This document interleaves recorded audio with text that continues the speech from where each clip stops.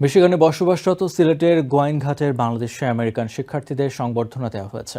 রবিবার রাতে ওয়ারেন শহরের আলিফ রেস্টুরেন্টে Gowainghat association of Michigan family dinner আয়োজন করে। অনুষ্ঠানে স্কুল, কলেজ এবং ইউনিভার্সিটি পর্যায়ের 25 জন মেধাবী শিক্ষার্থীকে সম্মাননা দেওয়া হয়। একই অনুষ্ঠানে সাংবাদিকতায় টিভিএন 24 টেলিভিশন মিশিগান প্রতিনিধি তোফায়েল রেজা এবং জিটিভি টেলিভিশন প্রতিনিধি ফয়সাল আহমেদ মুন্নাকে সম্মাননা দেওয়া হয়।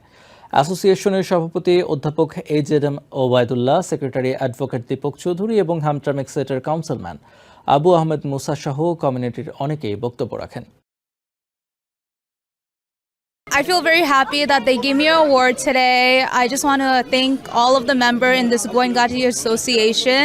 আমাদের বৃহত্তর গোয়াইনঘাটের যে কোনো জায়গায় যেন আমাদের এই সংগঠনকে আরও এগিয়ে নেওয়ার জন্য সবাই যেন সচেষ্ট থাকেন এবং সবাই যেন অক্লান্ত পরিশ্রম করে যান। আমাদের বাঙালি প্রজন্মকে উৎসাহিত করা, শিক্ষা দীক্ষা সংস্কৃতিতে এগিয়ে নিয়ে যাওয়ার মানসিকতায় আজকের এই আয়োজন।